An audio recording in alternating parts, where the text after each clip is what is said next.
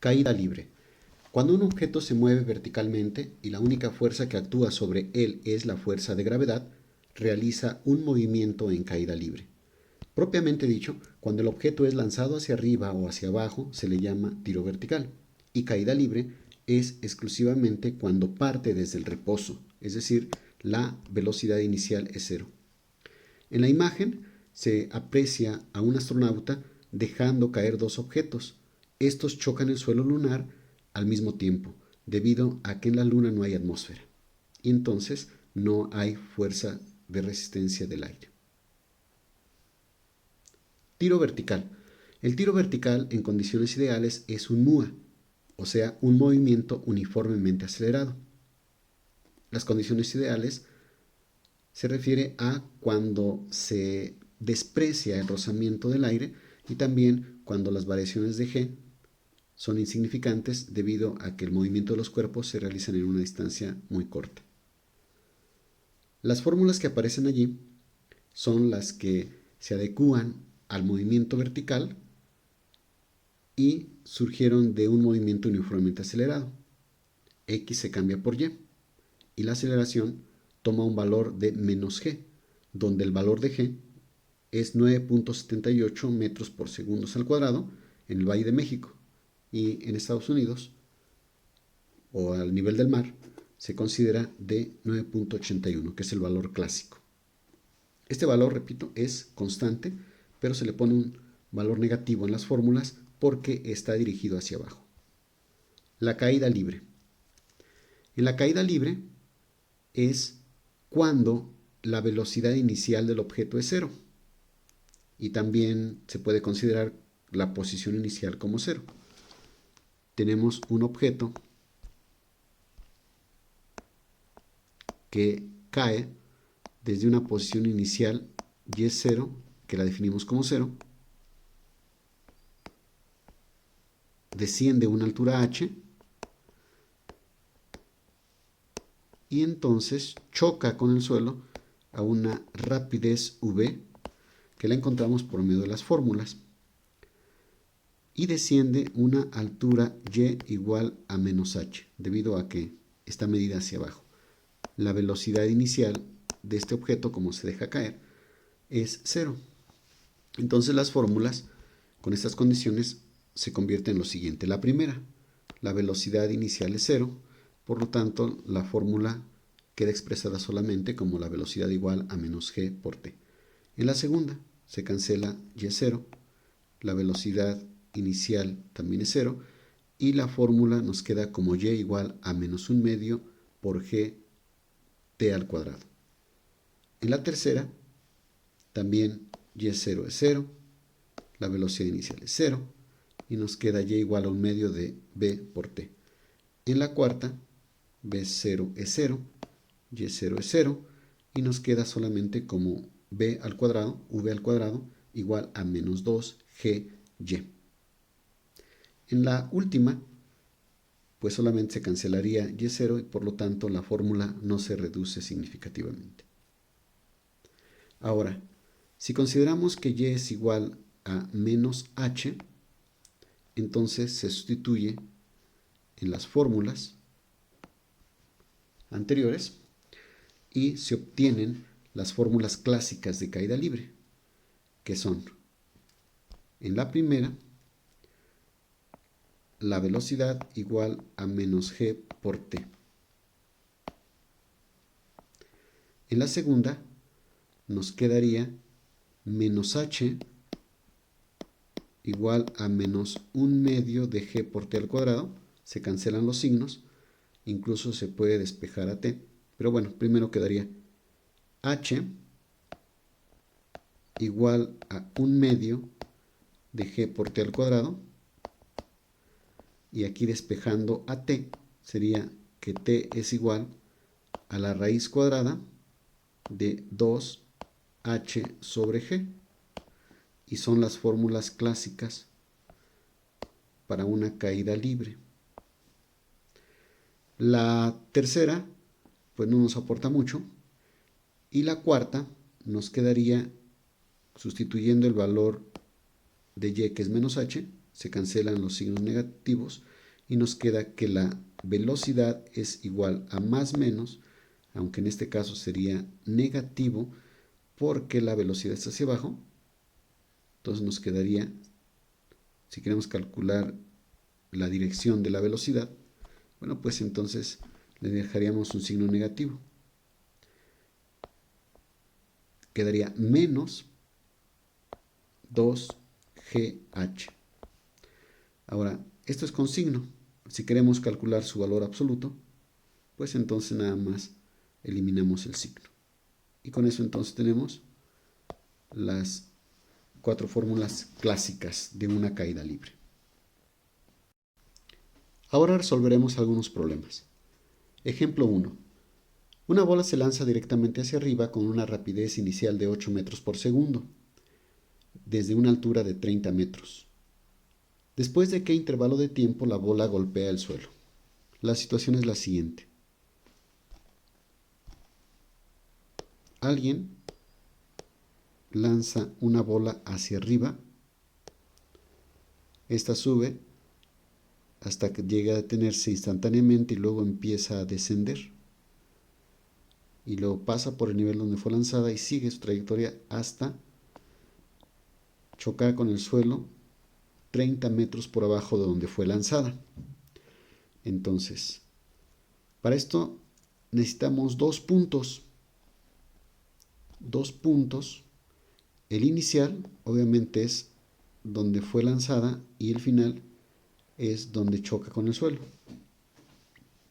Tenemos como datos que la velocidad con la que fue lanzada es v0 y además también podemos poner el nivel de lanzamiento como y0 igual a 0 y el nivel a donde llega pues sería y igual a menos 30 metros.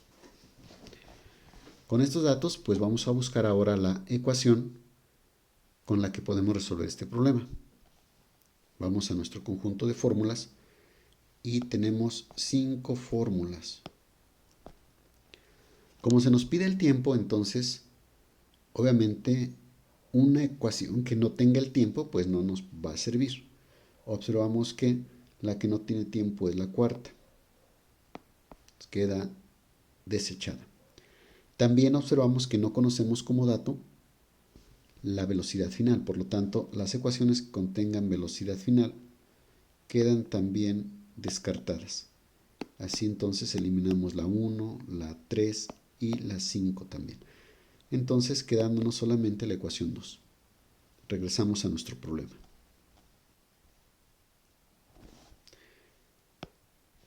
Y decimos entonces que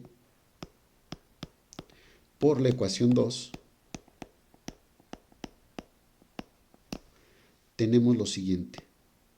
Y igual a y0 más la velocidad inicial por el tiempo menos 1/2 de g por t al cuadrado. Esto va a ser igual a lo siguiente. La posición inicial es 0. Y entonces tenemos que y es igual a v0 por t menos 1/2 de g por t al cuadrado. Ahora, multiplicamos por 2 a toda la ecuación, obteniendo entonces 2y igual a 2v0t menos g por t al cuadrado. Entonces ahora pasamos lo que está en el lado derecho al lado izquierdo. Entonces tenemos que este término que está restando pasa sumando. Nos queda como g por t al cuadrado, este que está sumando pasa restando, menos 2v0 por t, más, este queda tal cual, 2y igual a 0.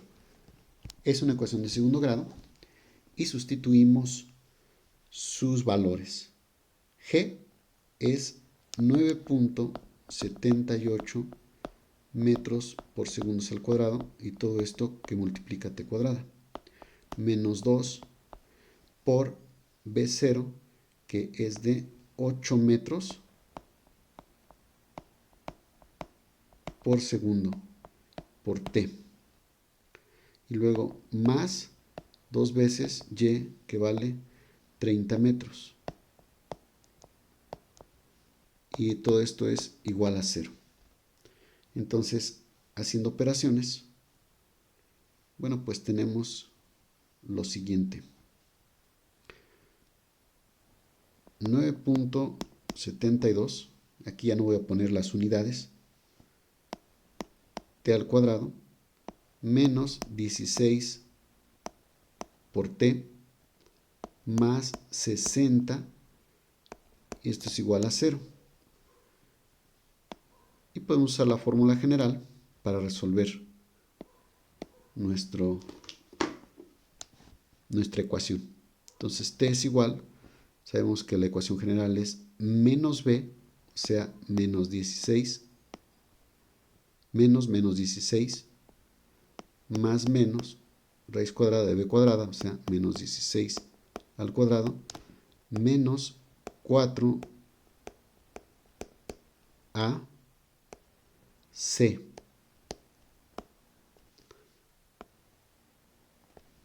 sobre 2a. Y entonces, resolviendo, tenemos dos valores de t. Si sustituimos en la calculadora, obtenemos entonces que t por un lado vale 3.43 segundos y por otro lado vale menos 1.79 segundos. Entonces, en física no hay tiempos negativos. Por lo tanto, el segundo, que es un tiempo negativo, queda descartado y el resultado será 3.43. De esa forma, contestamos la pregunta: ¿después de qué tiempo la bola golpea el suelo? Pues la respuesta es 3.43 segundos. Pasando a un segundo ejemplo. Un osado vaquero, sentado en la rama de un árbol, desea caer verticalmente sobre un caballo que galopa bajo el árbol. La rapidez constante del caballo es de 10 metros por segundo. Y la distancia desde la rama hasta el nivel de la silla de montar es de 3 metros. Inciso A. ¿Cuál debe ser la distancia horizontal entre la silla y la rama cuando el vaquero haga su movimiento? Y B. ¿Para qué intervalo de tiempo está en el aire? Entonces, tenemos la siguiente situación. Tenemos por ahí un árbol, una rama,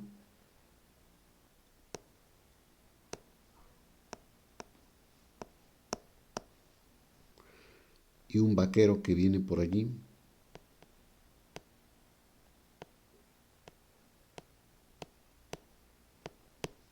Más bien es el caballo que viene galopando y el vaquero está sentado en la rama. Entonces el caballo tiene que pasar y el vaquero tiene que saltar para montarse en el caballo. Entonces lo que se nos pregunta es: ¿cuál debe ser la distancia horizontal entre la silla y la rama? O sea, esta distancia. Esta distancia la debe recorrer en el mismo tiempo en que el vaquero desciende esta distancia, que le pudiéramos llamar h. Entonces, el vaquero desciende una distancia h a un tiempo t, mientras que el caballo recorre una distancia x en el mismo tiempo. Cada uno está realizando un movimiento. El vaquero es una caída libre. Entonces, una fórmula que relaciona al tiempo y a la altura, pues es que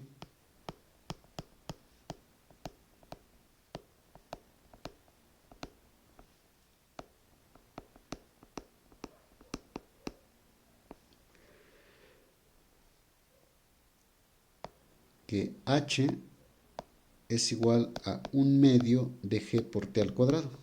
Eso es una caída libre. Para el vaquero cae libremente. Mientras que el caballo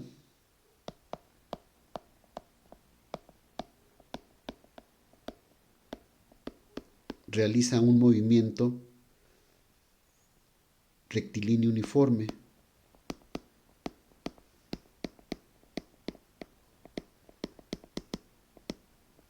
Entonces, para él solamente es que la rapidez del caballo es igual a la longitud sobre el tiempo. Entonces tenemos dos ecuaciones. Observamos que el tiempo lo podemos despejar de la primera. Entonces de acá despejamos. El tiempo será igual a la raíz de 2h sobre g. Y esto es la raíz de 2 por 3 metros sobre g, que vale 9.78. Y el valor es de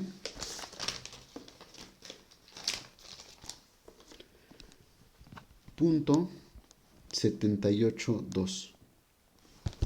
O bueno,